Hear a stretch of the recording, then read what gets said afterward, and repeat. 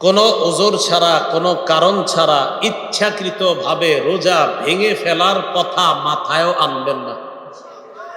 কি বললাম? কোনো কারণ ছাড়া, কোনো ওজর ছাড়া, কোনো অসুস্থতা ছাড়া রোজা ভেঙে ফেলার চিন্তাও মাথায় আনবেন না ইনশাআল্লাহ।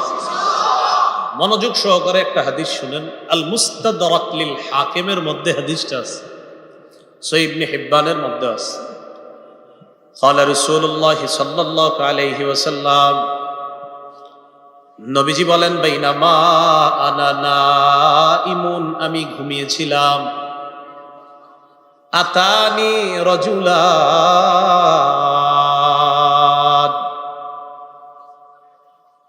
আমি ঘুমিয়েছিলাম, স্বপ্নে আমার কাছে দুজন লোক আসছে।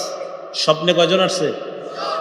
এই যারা রোজা ভেঙে ফেলে তাদেরকে আপনারা এই হাদিসটা নিজেরা আজকে মুখস্থ করবেন, আর যারা ওই যে লাল কাপড় টাপড় লাগায় খায় এদেরকে এই হাদিসটা শোনায় দিবেন। পারবেন না ইনশাআল্লাহ? বাংলাটা মুখস্থ রাখতে পারবেন তো? বাস শেষের অংশটা মুখস্থ রাখলে চলবে, শুধু শেষের জায়গাটা মুখস্থ রাখলে চলবে। আমি বলছি, মন দিয়ে শুনুন।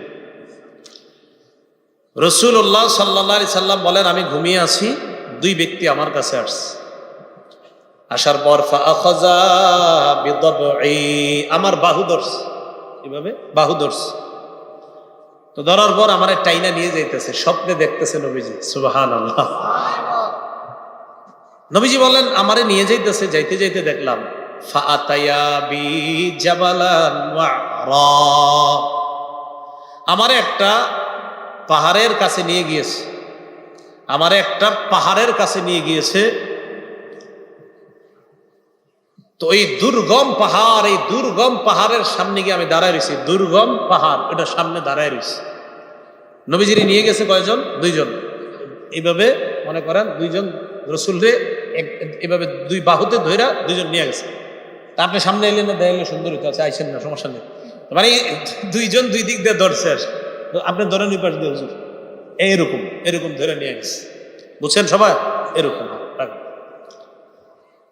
তো আমাকে যখন ওই দুর্গম পাহাড়ের কাছে নিচে আমি দাঁড়ায় রইলাম, ফাকালা, দুইজন আমাকে বললেন, ইসআদ, এই পাহাড়ের উপর উঠেন। তো আমি জবাব দিলাম, লা উতিকুহু, না না, আমি পারবো না, এই দুর্গম পাহাড়ে, এই পাহাড়ে কে উঠবে, আমি পারবো না। নবীজি বলেন, ওই দুইজন নবীজিকে বললেন, সানুসাহিলুহু লাকা, আপনি টেনশন করেন না, পাহাড়ে ওঠা আমরা দুইজন আপনার জন্য সহজ করে দিব, উঠেন। রাসূলুল্লাহ সাল্লাল্লাহু আলাইহি সাল্লাম বলেন, আমি ঘুমিয়েছিলাম, স্বপ্নে দুই ব্যক্তি আমার কাছে এসেছে, আমার দুই বাহু ধরে আমাকে টেনে নিয়ে গেছে, দুর্গম একটা পাহাড়ের কাছে আনছে। ওই পাহাড়ের কাছে যাওয়ার পর আমি পাহাড়ের সামনে দাঁড়িয়ে রইলাম। আমাকে ওই দুইজন বললেন, আপনি পাহাড়ে ওঠেন। আমি বললাম, আমি উঠতে পারবো না। তারা দুইজন আমাকে বললেন, আমরা এই পাহাড়ে যেন আপনি উঠতে পারেন, এই ওঠাটা আমরা আপনার জন্য সহজ করে দিব, আমরা সাপোর্ট দিব, আপনি ওঠেন। রাসূলুল্লাহ সাল্লাল্লাহু আলাইহি সাল্লাম বলেন, ফাসাইদতু, আমি পাহাড়ে উঠলাম। পাহাড়ে ওঠার পর আমি দেখলাম, ইদান বিআসওয়াতিন শাদীদা, প্রচন্ড আওয়াজ আমার কানে আসতেছে। কোথায় উঠাই আওয়াজ পাইছে? পাহাড়ের উপরে। রাসূলুল্লাহ সাল্লাল্লাহু আলাইহি সাল্লাম বলেন, হাত্তা ইদা কুনতু ফি সাওয়াইল জাবাল, যখন পাহাড়ের মাঝামাঝি জায়গায়, সমতল জায়গায় গেলাম, সেখানে গিয়ে ইদান বিআসওয়াতিন শাদীদা, প্রচুর আওয়াজ শুনলাম, ভয়ঙ্কর আওয়াজ, চিৎকারের আওয়াজ আমার কানে আসছে। ফাকুলতু মা হাদিহিল আসওয়াত, আমি প্রশ্ন করলাম, এগুলা কিসের আওয়াজ?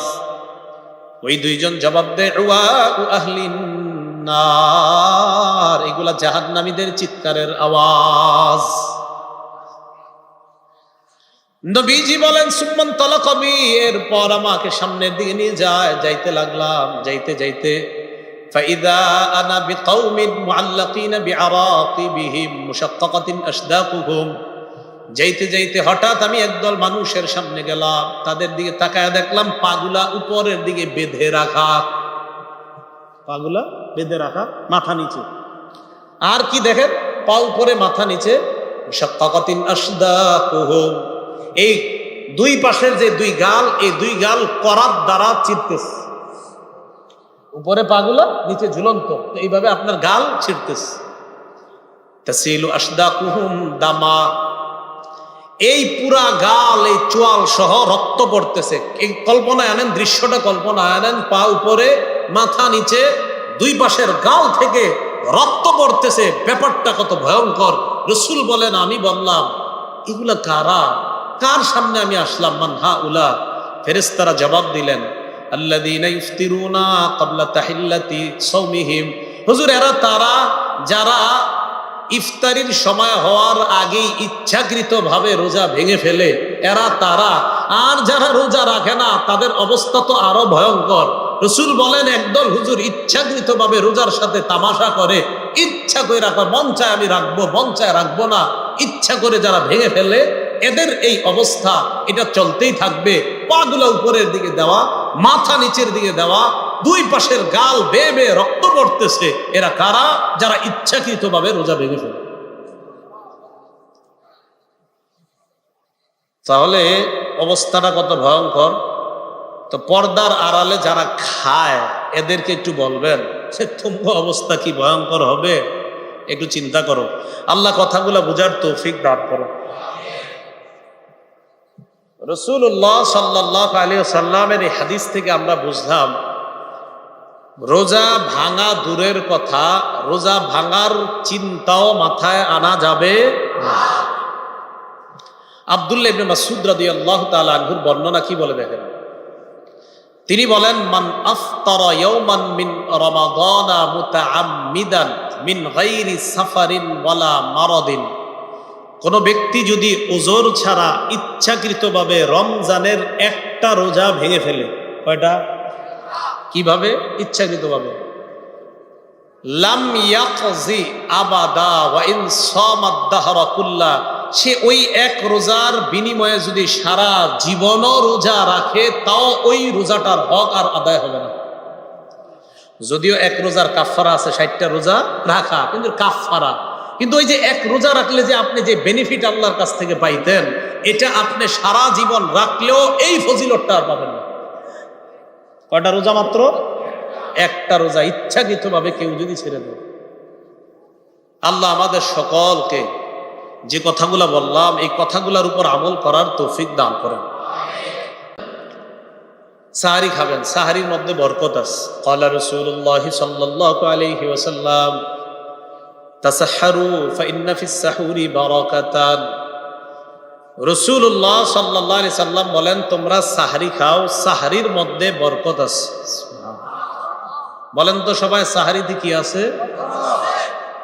সাহারি খাওয়ার সময় 2-4টা খেজুর রাখবেন, অন্যান্য খাদ্যের পাশাপাশি 2-4টা খেজুরও খাবেন। আমি প্রতি সাহারিতে আলহামদুলিল্লাহ খেজুর খাই। রাসূলুল্লাহ সাল্লাল্লাহু আলাইহি সাল্লাম বলেন, সাহারিতে খাদ্য হিসাবে খেজুর কতই না নেয়ামতে পরিপূর্ণ খাদ্য। তো সাহারিতে যেই খাদ্যকে আমার নবী নেয়ামতে পরিপূর্ণ বললেন, এটা আমরা মিস করবো কেন? মিস করবো না আমরা। তাহলে একটা হলেও খেজুর খাবেন। যে আমরা ভাত অন্যান্য যা খাই, যে আমার নবীর যে নেয়ামতের কথাটা বলছে, এটা আমরা কেউ মিস করবো না। তাহলে সাহারি টোটালটা বরকত। আবার ওই বরকতের মাঝে রাসূল আলাদা একটা স্পেশাল নেয়ামতের কথা বলছে, খেজুর। তো এটা আমরা খাবো ইনশাআল্লাহ।